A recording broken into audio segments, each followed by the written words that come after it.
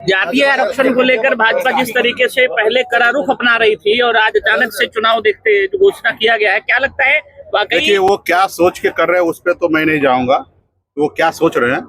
लेकिन इतना तो पता था कि मोदी जी ने हमेशा कहा कि भाई देश में सिर्फ 4 गो जाति है, अमीर, गरीब, युवा, महिला, और देश में जाति आधारित गणना नहीं कराया जा सकता कि देश टूट जाएगा। जबकि 1995 में ही प्रस्ताव कैबिनेट पास हुआ था कि जाति आधारित गणना कराया जाएगा, और 2001 में पहला जातीय जनगणना होना था, हर साल 2010 में एक में होना था।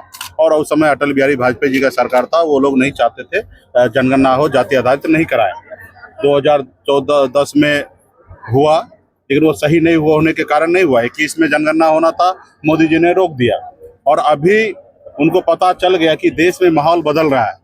जब से मोदी जी की सरकार आया, खास करके गरीब, पिछड़ा, दलित का जो अधिकार है, जो हजारों साल से उसका अधिकार को लूटा जा रहा था, जब से बाबा साहब भीमराव अम्बेडकर ने अधिकार जो दिया, उसके कारण आज दलित को सर उठाने के लिए पिछड़ा बैकवर्ड जो मंडल कमीशन के नाम पे आगे आ रहे थे, तो उन्होंने देखा कि कैसे इनको रोका जाए, जिसके लिए ये सब नहीं कर रहे थे। लेकिन अभी देश में माहौल बन रहा था, आदरणीय राहुल गांधी जी का घोषणा था कि हमारी सरकार बनेगी तो पहला काम हम जाति आधारित गणना कराएंगे, और जो 50% का जो दीवार है, कैप है, उसको हम लोग तोड़ेंगे, शेड्यूल 9 में डाल के, और जिसकी जितनी आबादी है, जितनी संख्या है, उतनी ही हम आरक्षण उनको देंगे। तो ये भाजपा को पता था कि आने वाला समय में सरकार, देश में माहौल बन रहा है और सरकार राहुल गांधी जी के नेतृत्व में बनना ही है, तो उन्होंने एक षड्यंत्र रचा गया है जिसके तहत कहा जा रहा है कि वो करेंगे। तो उसके लिए भी हम लोग धन्यवाद देते हैं, क्योंकि ये समाजवादी लोगों का आंदोलन जो है 90 से चालू हुआ, और उसका जीत है कि आज मोदी जी भी कैबिनेट तो भले पास किए हैं। तो मुझे लेकिन पूरा विश्वास है कि इन लोगों के जो लोग हैं, वो हजारों साल से हमारा अधिकार को हनन कर रहा है, तो कैसे पूरा कर सकता है? तो फिर से वो वही करेंगे, जो 10% होगा उसको 20% करेंगे, जो 5% होगा उसको 15% कर देंगे, और जो 20% होगा उसको 10% कर देंगे, और उसी तरीके से होंगे। क्योंकि उनके जितने भी लोग हैं, बड़े लोग, ऊपर में बड़े बड़े अधिकारी है, वो नहीं चाहता है कि गरीब पिछड़ा का हक दे, क्योंकि हजारों साल से वो हमारा हक खाते आ रहा है।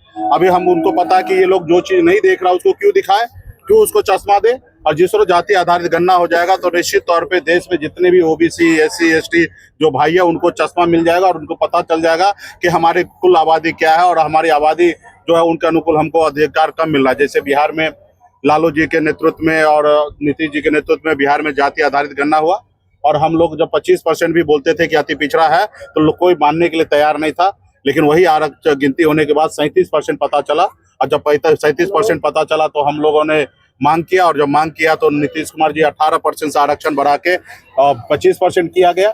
और जब 25% किया गया तो वही भाजपा के लोगों ने कोर्ट में जाकर रोकने का काम किया, और जिसके कारण आज खास करके दलित, पिछड़ा सभी लोगों का आरक्षण जो है, अधिकार जो है अति पिछड़ा भाई का नहीं मिल रहा है। तो वही मैं कहना चाहूंगा कि मोदी जी, बिहार देश में तो आप जाति जनगणना कराइए, लेकिन बिहार में ऑलरेडी हुआ है, और आपके एनडीए के सरकार नीतीश कुमार जी के नेतृत्व में हुआ है, तो उनके आंकड़ा को मानते हुए आप बिहार का जो आरक्षण का कोटा है शेड्यूल 9 में डालिए, ताकि देश में, हमारे बिहार राज्य में कम से कम निषाद को, अति पिछड़ा समाज के सभी जाति को, 128 जाति को कम से कम 25% का आरक्षण लाभ होगा, और फिर जाति आधारित गणना कराते रहिए। तो मुकेश जी, 20 के चुनाव से पहले जिस तरह सीटों को लेकर के बातचीत हुई थी, और एक बार पीठ पे खंजर मारने की बात तेजस्वी की तरफ से आपने की थी, क्या लगता है इस बार पहले बातचीत हुई थी या फिर से खंजर? देखिए, सब समय समय की बात होता है।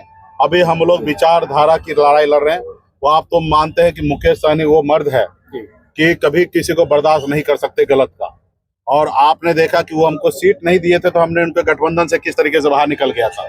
और भाजपा ने मेरे साथ कितना बड़ा अपराध किया, हमारी पार्टी के 4 विधायक को खरीद लिया, जो सरकार हमने बनाया था उस सरकार से हमको बाहर कर दिया। तो एक महापाप उन्होंने भाजपा ने किया, और महापाप किए तो बिहार में बोछा में उनको औकात दिखाया गया। तो आने वाला समय में हम जब विचार की राजनीति करते हैं तो हमारा सबसे बड़ा दुश्मन आज की तारीख में कौन है? भाजपा है। और निश्चित तौर पे भाजपा को हम लोग बिहार में 2025 में हम अपनी सरकार बनाएंगे। यहाँ पर स्पष्ट है कि तेजस्वी प्रसाद यादव, मुकेश सहनी के नेतृत्व में बिहार में चुनाव होगा। साहेबगंज से चुनाव लड़ेगी बीआईपी, समय आएगा सब।